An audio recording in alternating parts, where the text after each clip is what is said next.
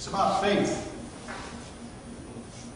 We're studying 3 through 9. But first I'll begin with this. Faith is confidence in what we hope for, and assurance about what we do not see.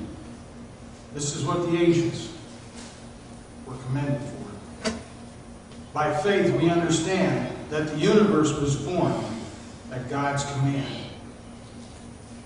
By faith, Abel, through God, a better offering than Cain did, brought Cain. By faith, Enoch was taken from his life so that he did not experience death. By faith, Noah, when warned about things not yet seen, in holy fear, built an ark to save his family. By faith, Abraham, when called to go to a place he would later receive as his inheritance, obeyed, and he went, even though he did not know where he was going. By faith, he made it his home in the promised land, like a stranger in a foreign country. He lived in tents, as did Isaac and Jacob, who were heirs with him of the same promise. This is the word of the Lord. Thanks be to God.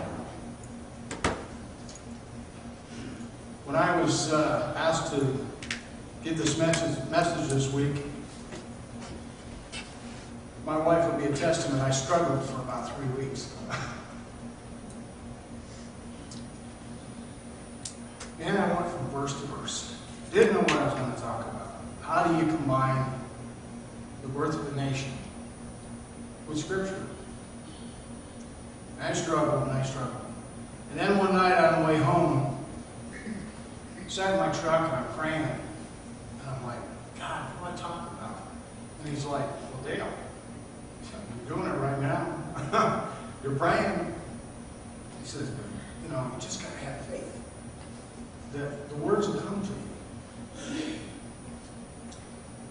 So, brothers and sisters of Grand Avenue, we may never know or understand the prayers of faith from the founders and citizens of our great nation.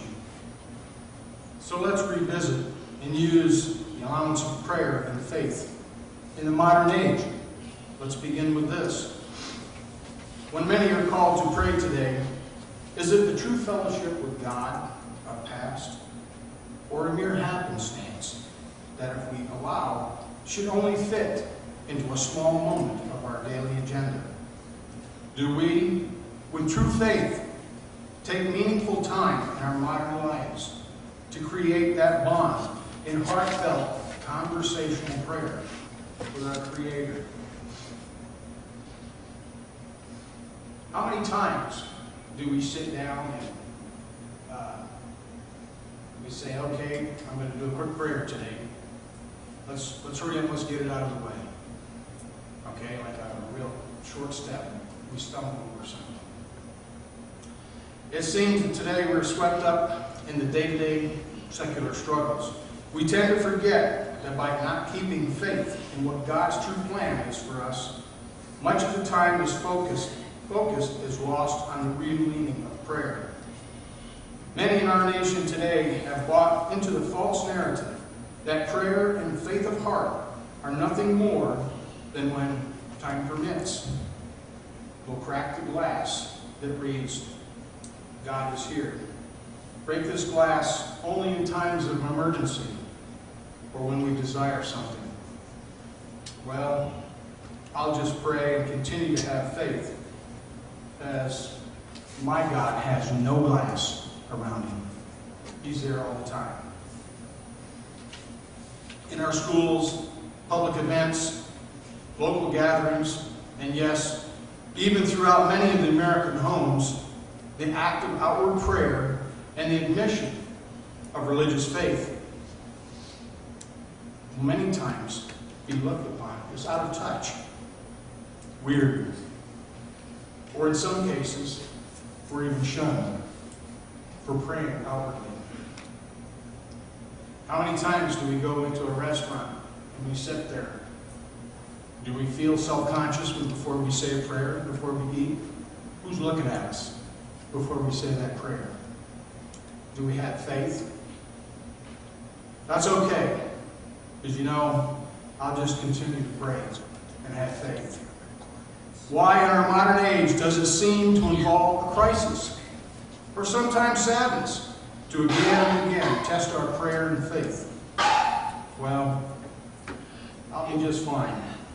I think I'll pray, have some faith, and that will suit me just well. How many times do we sit down, like I just talked about? A lot of the time it's through times of hurt that we sit down, and a lot of times that's the only time we pray out there. How many times do we sit down because we're excited to sit and talk to God? God, I had a pretty good day today. I just wanted to come and talk to you because I had faith that you're going to hear me. I believe that many would agree, some may not, that over the last 60 or plus years, it's the combination of indulgence of secular creations and following the teachings of what I call self-appointed false prophets, some of our leaders. We're beginning to miss the mark on the written history of prayer and faith. You see, I like the story of the frog being cooked without being the wiser. How many people have heard that story about the frog? Tell us about it. Okay. Well, you put a frog in a pan of water, and you turn the heat up very, very slowly, and he never knows that he's dying. When one does not live by the principles of God and live with prayer and faith, we as a people and the nation start allowing, in many cases, all too often, the tyrannies and evil to rear its ugly head. How many times do we look around? Sometimes we're blinded. We don't watch what's going on around us. And the evils of the day are slowly turning up the heat on us. Because a lot of times in our society, it's the norm. Because it's brought upon us so easily, so slowly. And you see, that's what the devil likes. He comes in sometimes very slowly when you're not even awake, and you don't even see it coming, but until it's too late sometimes. Well, not to worry. I think I'll just try and stay vigilant. Most of all, I'm still going to say a prayer. I'm going to keep my faith, and I'll get through it all in all. Before we dare to venture any further into this modern age of ours, let me take a moment and refer to a passage from a friend of mine gave me called One Nation Under God. And I thank God that Don gave me this book. It brought back a lot of memories from growing up. A passage written by Dr. David Gibbs, president of the Christian Law Association, and he gives an insight into the Christian background of our fathers.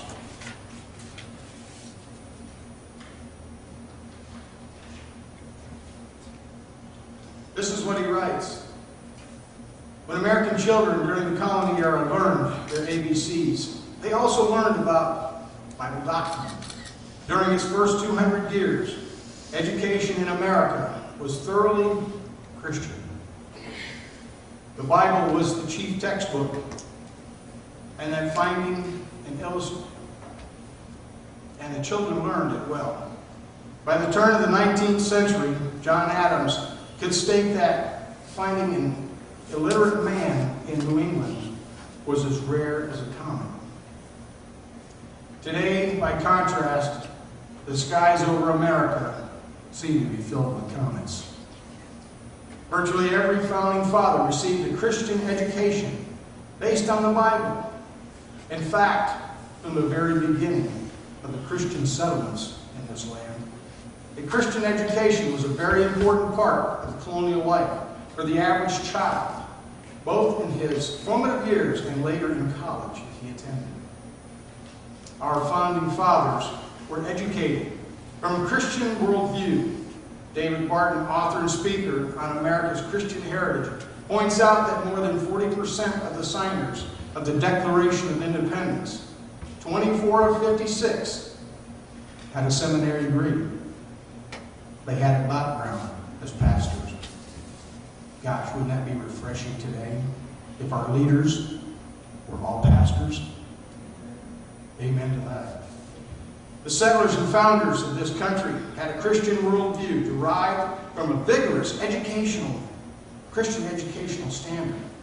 Traditionally, in contrast, some of what is called Christian education today is essentially a secular worldview, with a thin veneer of spirituality to make it appear Christian. In today's public schools, even the thin veneer is gone. And today, God is not allowed in many schools today. That's a shame. The Christian education our founders received was thoroughly biblical at its core. Even the least religious of the founding fathers, Benjamin Franklin and Thomas Jefferson, were regular readers of the Bible. The political writings of the founders are heavily sprinkled in scriptural quotations and allusions. The early colonists were biblically literate, and our founding fathers knew they were speaking to a biblically literate audience. That's amazing. Some men may not have known how to read other books, but they sure enough knew how to read the Bible. And they knew what the Bible was talking about. Thus brings us to the true strength and the foundation of possibly the greatest experiment of civilized man, the time of a new nation created with fundamentals of Christian prayer and faith. We have been taught through the generations to ask through prayer, and it shall be given. Be faithful in our prayers, and the rewards of God, that's God, shall be made abundant. His will be done. When we look to the past and reflect, do we see the rewards of prayer through faith? I say yes. And answer prayers with gifts, not only physical, but also of the Spirit.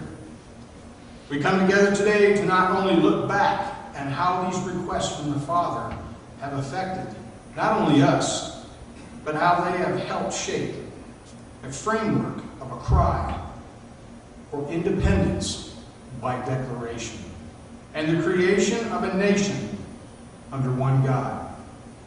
Yeah, I believe that prayer is only the beginning of a broad conversation with the Lord. With keeping faith, ultimately, in the end, will not only help attain a spiritual goal, but give us a lasting and strengthening relationship with Jesus Christ. It is with this thought that I find more times than not, the founders could not have forged a united colonies without conviction of prayer and faith. Case in point, my friends, 5 weeks into the writing of the Constitution during the Constitutional Convention in 1787, when efforts were a signal failure, Benjamin Franklin was quoted as saying, "Sir, we have not once humbly asked the Father of lights, God, to illuminate our understandings. I therefore beg leave to move that henceforth prayers imploring the assistance of heaven and its blessings on our session be held every morning before we proceed. Following a recess and a time of prayer, 10 weeks later, the longest ongoing Constitution was created." And how many in our government today, how many of our people continue to try to take God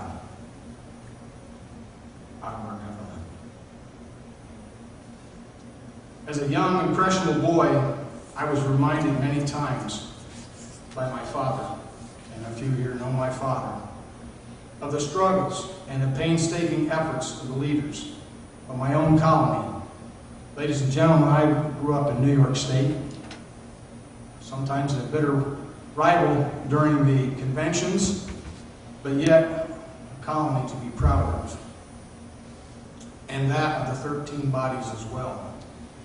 Only after many years in starting a walk of prayer and faith did I begin to recognize and try to understand the role of the pulpit, prayer, and faith, and what it had made in the lives of our founders and the faith of a nation. Many of us have known, and maybe a few do not know, that our Congress has opened each session since that day with prayer. But we continue to try to separate God from government. Only in recent time have I learned the original prayer spoken by Reverend Jacob Boucher, opening Congress in 1774, and he read the full Psalm 35, which is wonderful. But I'm not going to read the whole psalm, just part of it. Plead my cause, O Lord, with them that strive with one. Fight against the ones who fight against me. Let them be confounded, put to shame, that seek after my soul. Let not them that are my enemies wrongfully rejoice over me. You see, ladies and gentlemen, there hasn't been, never has been, and with God's will, never will be, a separation of church and state.